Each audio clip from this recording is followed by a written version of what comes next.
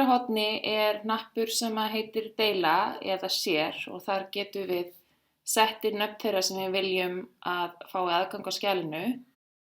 Ef að viðkomandi ekki hluti af okkar kerfi, þá þarf að setja hann í addressubókina í tölvupóstinum og þá kemur viðkomandi upp.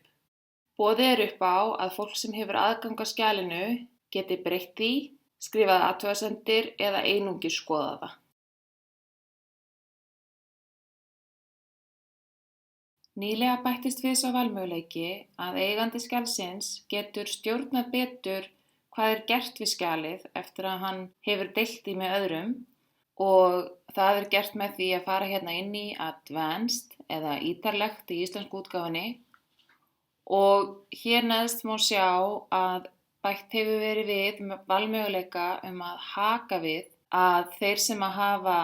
rétt til að breyta skjalinu geti ekki breytt annarra manna aðgangi eða bætt við nýju fólki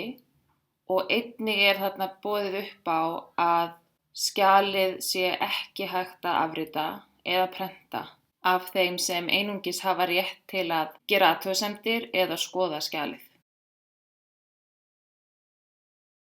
Ef skjalinu deilt með tengli en ekki á ákveðið fólk mikilvægt að vera meðvitaður þá valmöguleika sem í boði eru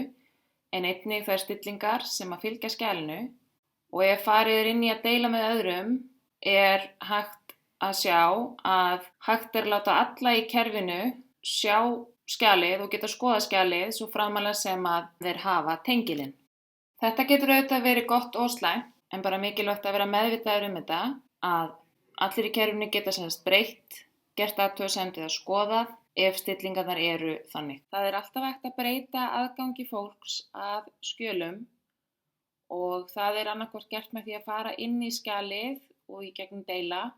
eða sér eða hérna upp í deila með öðrum hnappinn og hér hefur Margrét Erla aðgang að skjalinu og ef ég smelli á nafnið hennar þá hef ég valmöguleika á að breyta hennar aðgangi.